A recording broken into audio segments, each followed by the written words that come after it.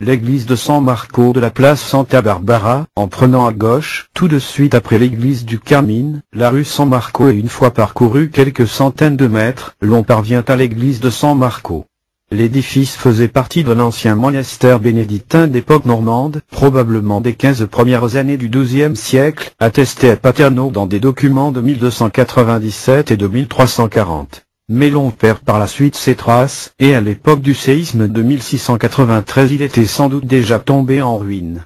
L'église, en un état de conservation parfait, est une construction en pierre rustique au plan rectangulaire, devenant d'un grand effet esthétique dans les rudes parements des murs et dans les blocs solides. La façade, violée par la grecque d'un bâtiment rural du début du XXe siècle, présente un petit portail suggestif avec des montants architravés en pierre lavique et un arc en ogive, surmonté par un petit ocule roman.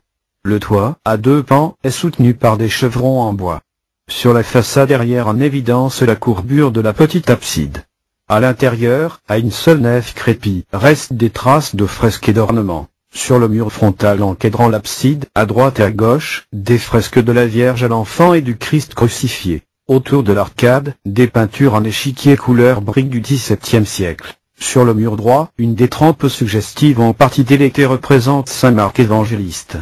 L'on revient sur la place Santa Barbara, pour parcourir en montant, après avoir dépassé l'église du Carmine, la rue Providenza Bonaccorsi Virgilito, autrefois rue della Consolazione, longeant le Panthéon. Une fois dépassé à gauche l'église du Santissimo Sacramento du XVIIe siècle, dans la façade, un petit portail sobre en plein cintre entre des bandes d'encadrement. À l'intérieur, une toile du XVIIIe et se représentant la messe de Saint Grégoire Magne, et à droite le palais Moncada, aujourd'hui Ciencio, 1627, exemple typique de l'architecture noble des XVIIe et XVIIIe siècles. On traverse la Porta del Borgo, pour commencer la visite au monument de la colline.